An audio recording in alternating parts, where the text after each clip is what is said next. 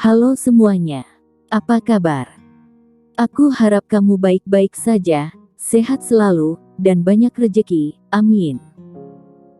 Selamat datang untuk kamu yang baru gabung ke channel aku, dan juga untuk yang udah setia baca cerita ini, terima kasih banyak. Mari kita lanjut baca lagi cerita, Terpaksa Jadi Pengantin Pengganti Kembaranku, episode 39.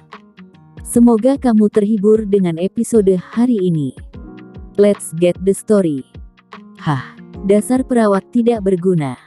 Untuk apa kamu bersikap sok ramah padaku? Kamu pikir aku akan peduli dengan kata-kata motivasi yang kamu ucapkan tadi?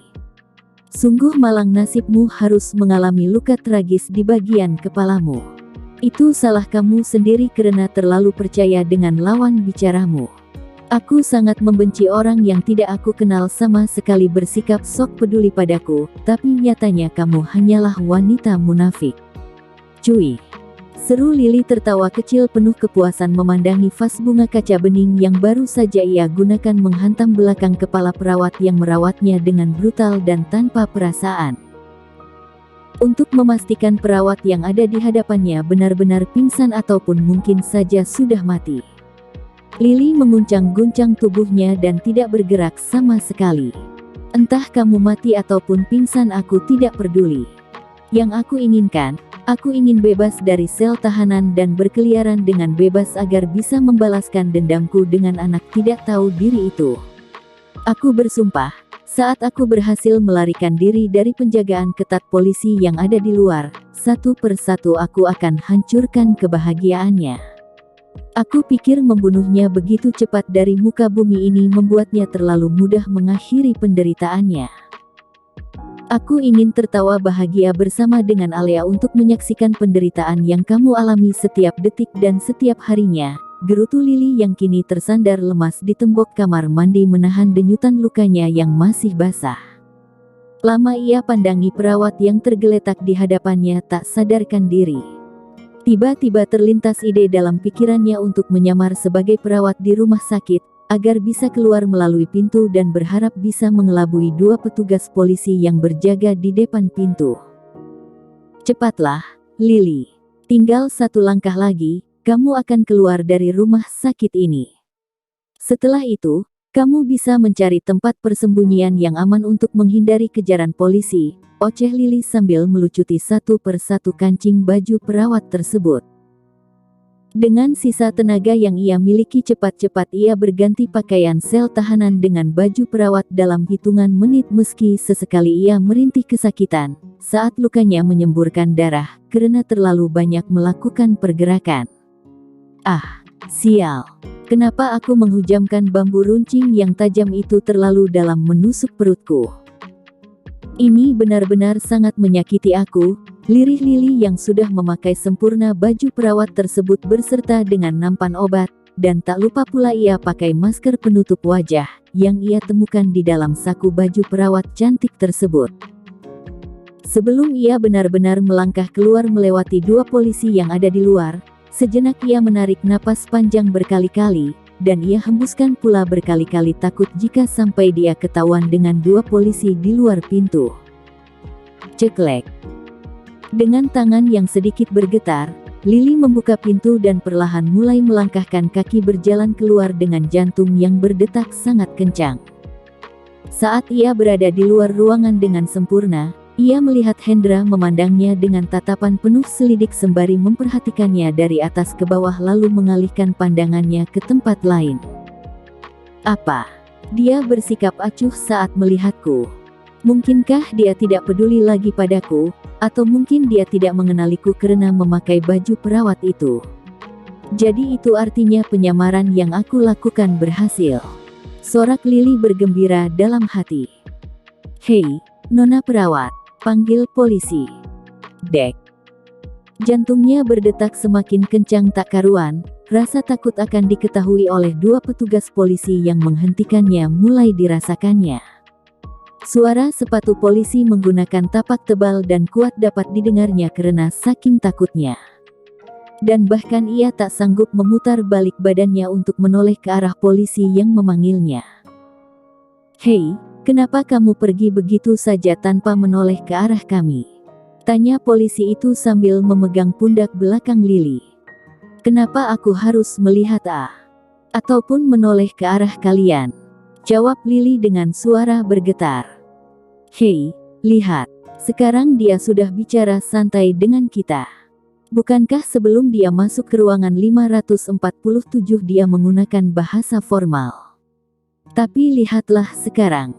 Tawa menggelegar dari polisi separuh umur terdengar bergema mengisi lorong rumah sakit. Sial. Mengapa mereka harus mengajakku mengobrol dengan obrolan yang tidak penting? Gumam Lily sesekali memegang perutnya yang nyut-nyutan. Sementara Hendra merasa tidak punya kepentingan lagi, jika harus terus-terusan menunggu Lily tanpa ada kejelasan apakah dia akan diizinkan masuk atau tidak. Apakah nama kamu Hendra? Ucap Lily terpaksa harus bersandiwara di hadapan para polisi yang masih saja mencegahnya untuk pergi. Iya, kenapa kamu bisa tahu nama saya? Tanya Hendra mengeritkan dahinya. Kamu dapat pesan dari Lily. Jawab Lily yang berusaha mengikuti suara perawat yang merawatnya, meski tidak memiliki kesamaan sama sekali. Benarkah apa yang dia katakan? Tanya Hendra begitu bersemangat. Ayo ikut saya. Ajak Lily dan berniat melanjutkan langkah kakinya, tanpa berniat menoleh sama sekali ke arah dua petugas polisi yang nantinya akan lebih mudah mengenali gerak-geriknya yang mencurigakan. Baik, jawab Hendra masih belum menyadari jika orang yang ada di hadapannya adalah Lily. Nona perawat, tunggu dulu. Kamu belum mengembalikan kunci borgolnya dengan kita. Apa kamu berniat menggunakan kunci itu untuk mengunci hati Akang yang kosong ini?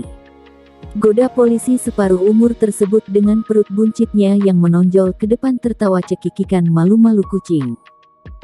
Astaga, mengapa aku begitu sangat ceroboh?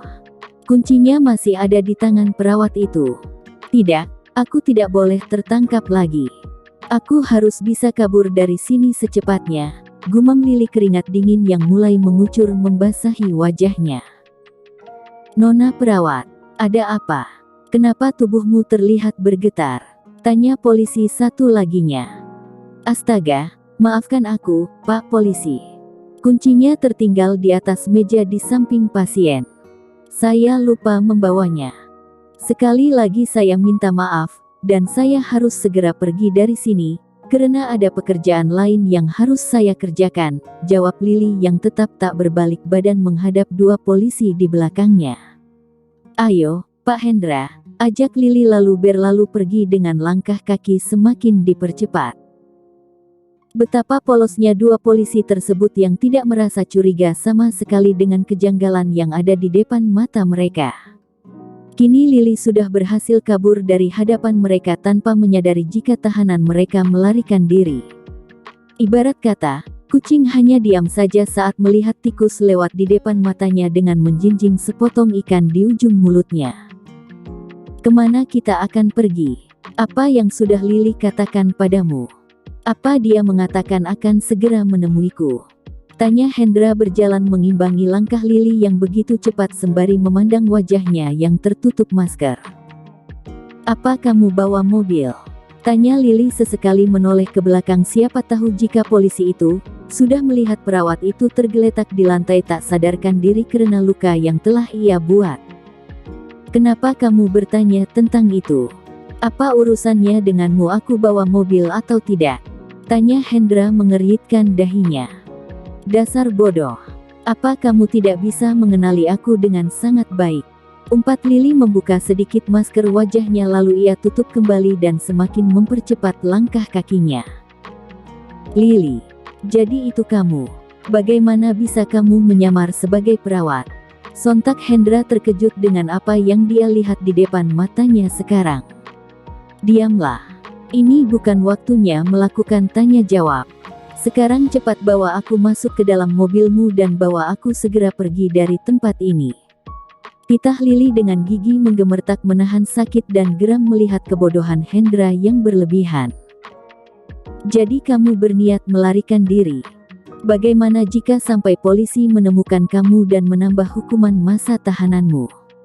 Aku bilang diamlah. Cepat tunjukkan padaku di mana mobilmu terparkir, bentak Lily dengan mata melotot.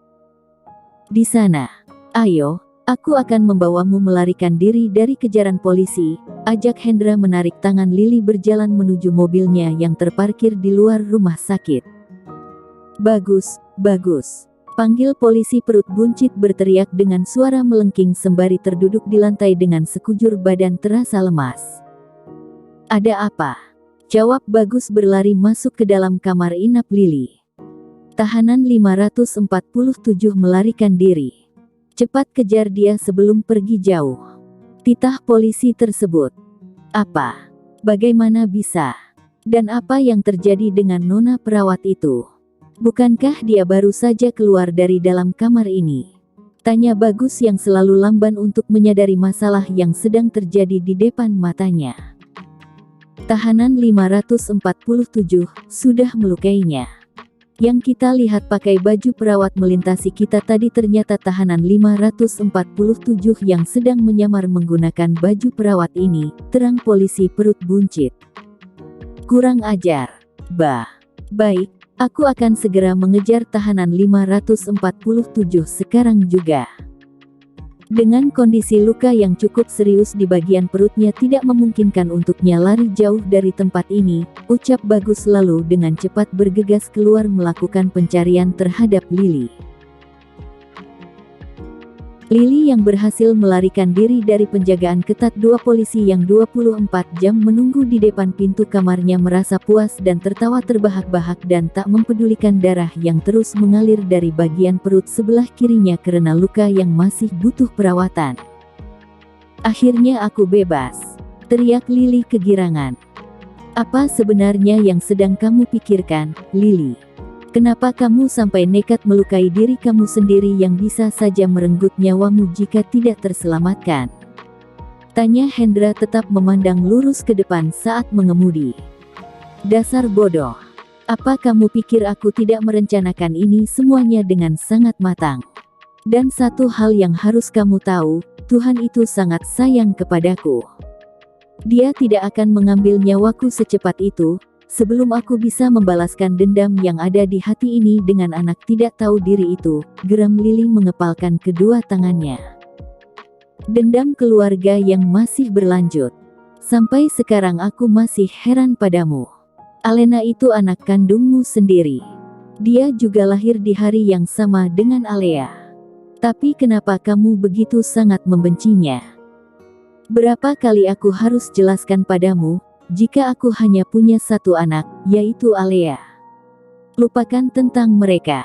Sekarang tugasmu, carikan aku tempat persembunyian yang aman agar aku bisa menghindari kejaran para polisi yang pasti akan mengerahkan semua pasukannya untuk mencariku. Tanya Lily mulai berkeringat dingin menahan denyut yang semakin menjadi-jadi sakitnya. Rumah orang tuaku di kampung. Aku akan membawamu ke sana. Kebetulan itu sudah lama kosong, jawab Hendra cepat lalu menambah kecepatan laju mobilnya untuk tiba di sana. Cepat bawa aku ke sana, titah Lily dengan wajah merintih kesakitan. Semenjak kejadian di supermarket, Alena mulai terlihat akrab dengan Carlos. Bahkan dia mengajak Carlos untuk ikut bersamanya ke toko bunga miliknya.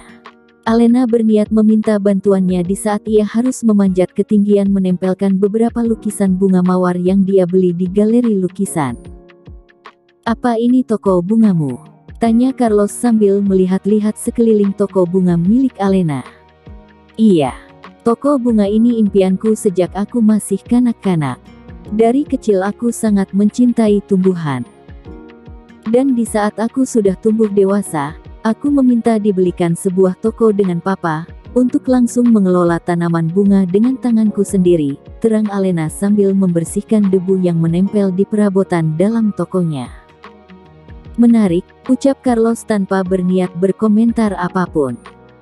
Apa kamu senggang hari ini? Tanya Alena tersenyum penuh maksud. Tunggu dulu, aku bisa menebak apa arti dari senyuman itu. Aku harus pergi sekarang juga. Tiba-tiba aku ada urusan mendadak, tebak Carlos dan berniat pergi meninggalkan Alena sendiri dalam tokonya.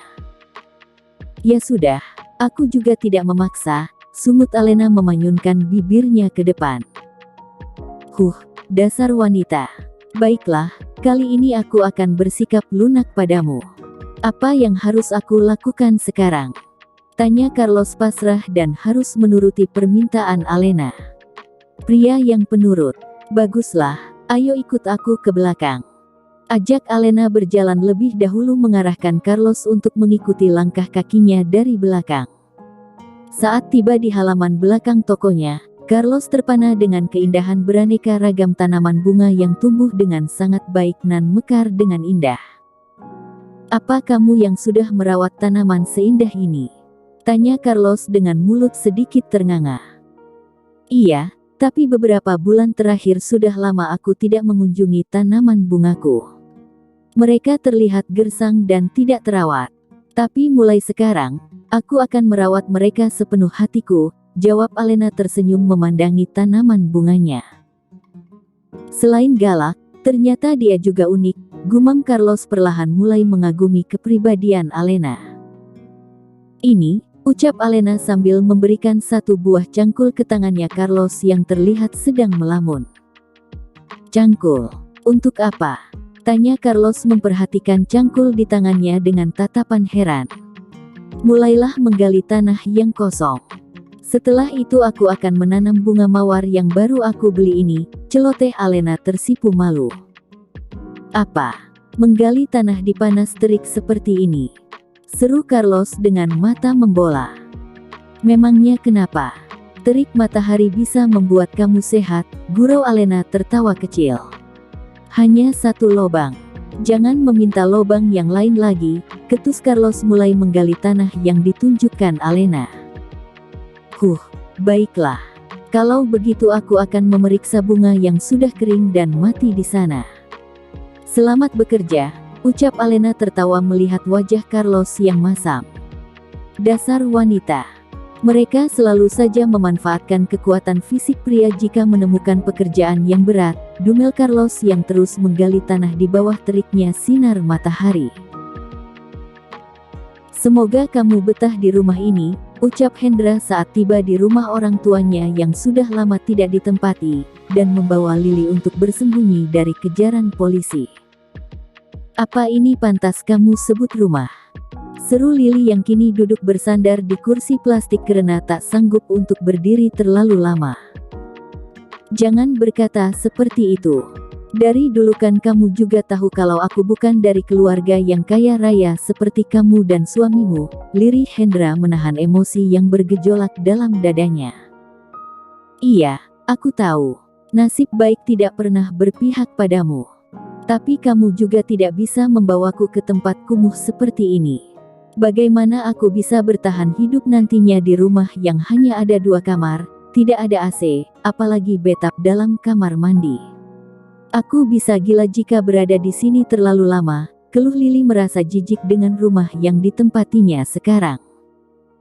Bisakah kamu tidak menghina rumah peninggalan orang tuaku?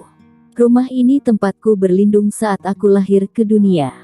Di rumah ini aku menghabiskan banyak waktu suka dan duka bersama dengan kedua orang tuaku. Kamu tidak berhak menghinanya, sergah Hendra yang tak bisa menoleransi keangkuhan Lily. Maaf, ucap Lily memutar mata ke atas dan masih belum menyadari kesalahannya. Sekarang katakan padaku apa rencana kamu selanjutnya? Tanya Hendra berusaha meredam emosinya. Pertama, aku ingin menyembuhkan luka ini terlebih dahulu. Sekarang pergilah jemput Alea di rumahnya. Aku sangat merindukannya, titah Lily. Baik, jaga dirimu, ucap Hendra lalu berlalu pergi keluar.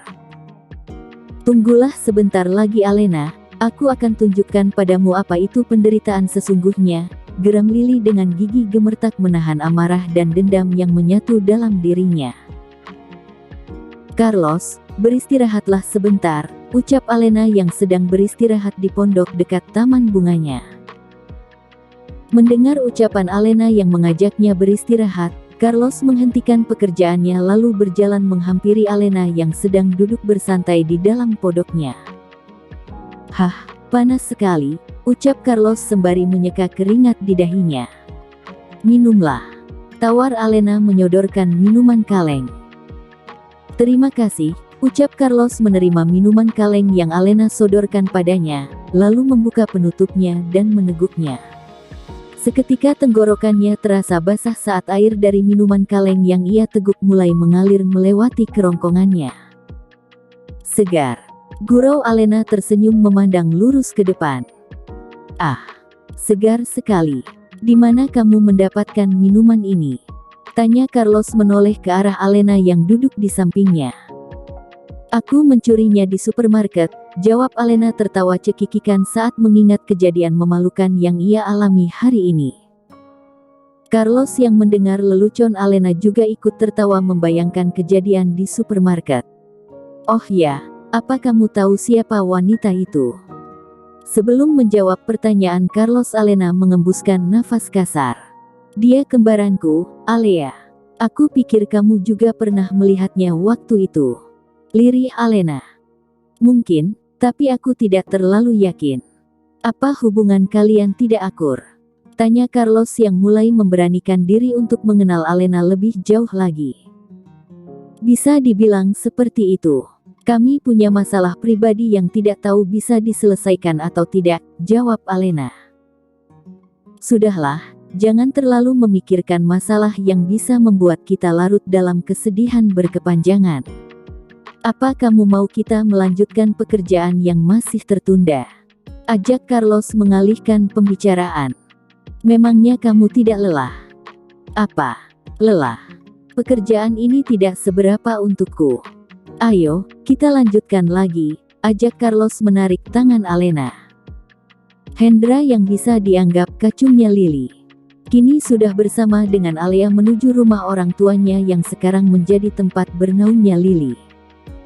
Turunlah. Perintah Hendra mematikan mesin mobilnya saat tiba di halaman rumah orang tuanya. Tempat apa ini? Kenapa kumuh sekali? Ketus Alea sembari melihat ke kanan dan ke kiri merasa jijik. Menyebalkan. Anak dan ibu sama saja, sama-sama angkuh dan suka merendahkan orang lain, gerutu Hendra lagi dan lagi. Ia harus menahan emosi sampai mendapatkan tujuan yang dia inginkan. Kenapa kamu hanya diam? Seru Alea. Apalagi yang harus aku katakan? Memang betul tempat ini kumuh, tidak seperti kota kamu yang bersih, cetus Hendra memaksakan diri untuk tersenyum seramah mungkin di hadapan Alea sampai ia bisa mendapatkan kepercayaan Alea dan Lily. Ya sudah, ayo, tunjukkan di mana Mama sekarang. Tanya Alea memandang lurus ke depan. Ayo, turun dan ikuti aku. Sebentar lagi kamu akan bertemu dengan mama kamu, titah Hendra sembari membuka pintu mobilnya lalu turun menginjakkan kaki ke tanah selangkah demi selangkah ia berjalan menuju rumah orang tuanya. Ih, kenapa jalan ini becek sekali? Lihatlah, sepatuku kotor penuh dengan lumpur. Ini hari sial bagiku, karena sudah menginjakkan kaki di tempat jorok seperti ini. Ih. Teriak Alea mencari jalan kering untuk pijakan kakinya. Cepatlah, ucap Hendra yang sudah berdiri di teras rumahnya. Karena sudah terlanjur terjebak di jalanan berlumpur, terpaksa Alea menginjakkan sepatu barunya di jalanan becek dan berlumpur. Di mana mamaku? Ketus Alea seakan enggan menginjakkan kaki untuk masuk ke dalam rumah Hendra. Dia ada di dalam, jawab Hendra. Awas. Jika sampai kamu berani membohongiku, ancam Alea dengan sorotan mata tajam. Baru beberapa langkah ia masuk ke dalam rumah Hendra. Ia melihat Lily tersandar di bangku plastik dengan mata terpejam. Om, ada apa dengan Mama? Kenapa wajahnya terlihat pucat sekali? Dan kenapa dia memakai baju perawat? Kenapa ada noda darah di bagian perut sebelah kirinya? Tanya Alea dengan bibir bergetar dan mata yang mulai berembun. Tidak mungkin Lily meninggal. Gumam Hendra dengan cepat berlari menghampiri Lily yang terlihat seperti tak bernyawa. Lalu mereka berlari menghampiri Lily, untuk memastikan dia masih bernyawa atau tidak. Sampai bertemu lagi di video selanjutnya ya, teman-teman. Bagaimana? Apa kalian setuju kalau Lily meninggal setelah berhasil kabur dari rumah sakit? Jangan lupa subscribe dan tekan tombol notifikasinya agar kamu jadi orang pertama dapat pemberitahuan saat aku update ceritanya. Dan pastinya buat aku lebih semangat buat update video banyak-banyak, karena dukungan kamu yang sangat berarti untuk aku. Kalau ada kekurangan dalam cerita ini, jangan ragu buat kasih aku dari komentar ya teman-teman semuanya. Oh iya, kalian udah tahu belum? Kalau aku update cerita terbaru yang berjudul Please Love Me Honey, jangan lupa juga mampir buat baca ceritanya yang pastinya bikin baper, bukan lapar. Linknya ada di bawah kolom deskripsi.